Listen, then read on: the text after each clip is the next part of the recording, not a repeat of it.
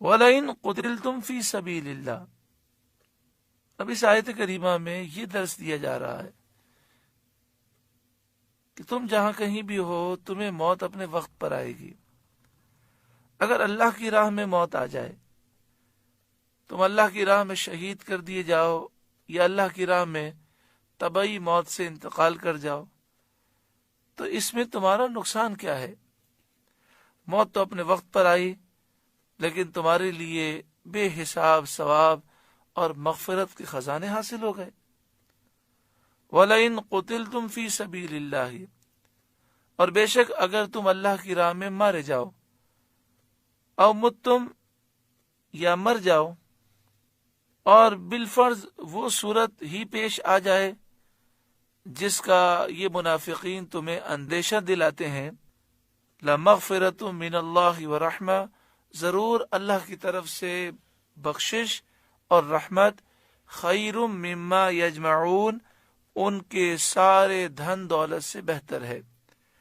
جو وہ مال جمع کرتے ہیں اس سے بہت بہتر ہے اللہ کی طرف سے بخشش کا حاصل ہو جانا اور رحمت کا حاصل ہو جانا. تو اللہ کی راہ میں مرنے والوں کو یہ بشارتیں حاصل ہوتی ہیں. وَلَئِن مُتُّمْ أَوْ قُتِلْتُمْ. اور اگر تم مرو یا مارے جاؤ، اللہ کی راہ میں نکلے ہو، کسی بیماری سے انتقال کر جاؤ یا تمہیں شہید کر دیا جائے، لَإِلَى اللَّهِ تُحْشَرُونَ. تو اللہ ہی کی طرف اٹھنا ہے، ضرور تم اللہ ہی کی طرف جمع کیے جاؤ گے. اس میں کتنا پیارا انداز ہے کہ موت تو ایک وقت پر آئے گی. تمہیں یہ منافقین ڈراتے ہیں کہ جہاد میں گئے تو مارے جاؤ گے. اگر واقعی ایسا ہو جائے تو اس میں کوئی مصیبت تو نہیں آئی، کوئی نقصان تو نہیں ہوا. موت اپنے وقت پر آئی اور پھر اللہ کی رحمت، مغفرت، یہ ساری چیزیں حاصل ہوئیں، اللہ راضی ہوا اور دنیا بھی سنور گئی اور آخرت بھی سنور گئی. صدر الافاضل مولانا نعیم الدین مراد آبادی تفسیر خزائن العرفان میں لکھتے ہیں، یہاں مقامات عبدیت کے تینوں مقاموں کا بیان فرمایا گیا. پہلا مقام تو یہ ہے کہ بندہ بخوف دوزخ اللہ کی عبادت کرے. اس وجہ سے اللہ کی عبادت کرتا ہے کہ اسے جہنم سے ڈر محسوس ہوتا ہے. یہاں یہ بیان کیا گیا کہ جو اللہ کی راہ میں مارا جائے اس کو عذاب نار سے امن دی جاتی ہے. اس کی طرف لَمَغْفِرَةٌ مِّنَ اللَّهِ میں اشارہ ہے کہ ضرور اللہ کی طرف سے بخشش، جسے اللہ بخش دے گا اسے جہنم سے امان نصیب ہوگا. دوسری قسم وہ بندے ہیں جو جنت کے شوق میں اللہ کی عبادت کرتے ہیں. اس کی طرف وَرَحْمَةٌ میں اشارہ ہے، کیونکہ رحمت بھی جنت کا ایک نام ہے. تیسری قسم وہ مخلص بندے ہیں جو عشق الہی اور اس کی ذات پاک کی محبت میں اس کی عبادت کرتے ہیں، اور ان کا مقصود اس کی ذات کے سوا اور کچھ نہیں ہے. انہیں حق سبحانہ و تعالی اپنے دائرہ کرامت میں اپنی تجلی سے نوازے گا. اس کی طرف لَإِلَى اللَّهِ تُحْشَرُونَ میں اشارہ ہے. یعنی فرماتے ہیں کہ بندے تین قسم کے ہیں. ایک پر خوف کا غلبہ ہوتا ہے اور وہ جہنم کے عذاب سے بچنا چاہتا ہے، اس لیے عبادت کرتا ہے. تو یہاں پر اس بات کا ذکر ہے کہ جو اللہ کی راہ میں شہید ہو جائے، جسے اللہ کی راہ میں موت آ جائے، اللہ تعالیٰ اسے بخش دے گا.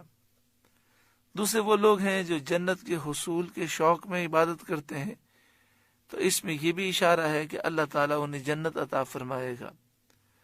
اور تیسرے وہ لوگ ہوتے ہیں کہ جو صرف اللہ کی محبت میں اللہ کی عبادت کرتے ہیں، ان کا مقصد اللہ کی ذات کے سوا اور کچھ بھی نہیں ہے. تو ایسے لوگوں کو اللہ تعالیٰ اپنی تجلی سے انہیں نوازے گا. اس میں لَإِلَى اللَّهِ تُحْشَرُونَ میں اشارہ ہے. آگے فرمایا فَبِمَا رَحْمَةٍ مِّنَ اللَّهِ لِنْتَ لَهُمْ. تو کیسی کچھ اللہ کی مہربانی ہے کہ اے محبوب آپ ان کے لیے نرم دل ہوئے. آپ کے مزاج میں اس درجے لطف و کرم اور نرمی اور رحمت ہے کہ روز احد آپ ناراض نہ ہوئے. غزوہ احد کے موقع پر جنہوں نے آپ کے حکم کے باوجود جگہ چھوڑ دی، آپ غضبناک نہ ہوئے اور آپ نے برداشت فرمایا.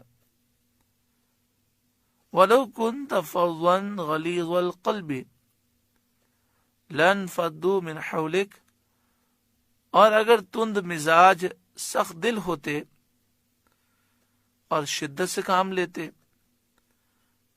تو وہ ضرور آپ کے ارد گرد سے منتشر ہو جاتے. فَاعْفُ عَنْهُمْ، تو آپ انہیں معاف فرمائیں. وَاسْتَغْفِرْ لَهُمْ، اور ان کی شفاعت کریں تاکہ اللہ تعالیٰ انہیں معاف کرے. وَشَاوِرْهُمْ فِي الْأَمْرِ، اور کاموں میں ان سے مشورہ لیں. اس میں ان کا دل خوش ہوگا اور ان کی عزت افزائی ہوگی، اور اس کا یہ بھی فائدہ ہوگا کہ مشورہ لینا، مشورہ دینا سنت ہو جائے گا. آئندہ امت اس سے نفع اٹھاتی رہے گی. مشورے کی معنی یہ ہے کہ کسی معاملے میں کسی کی رائے معلوم کرنا. فَإِذَا عَزَمْتَ فَتَوَكَّلْ عَلَى اللَّهِ، اور جو کسی بات کا ارادہ پکا کر لو تو اللہ پر بھروسہ کرو. ہمیں یہ تعلیم دی گئی کہ پہلے مشورہ کریں، مشورہ کرنے کے بعد ایک فیصلہ کر لیں، اور فیصلہ کرنے کے بعد اللہ پر بھروسہ کریں.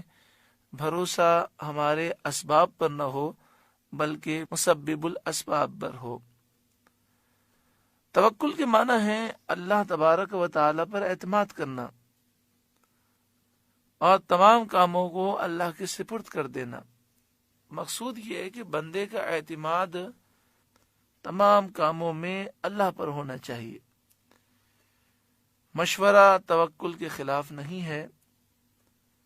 ان اللہ یحب المتوکلین، بے شک توکل والے، بھروسہ کرنے والے اللہ کو پیارے ہیں.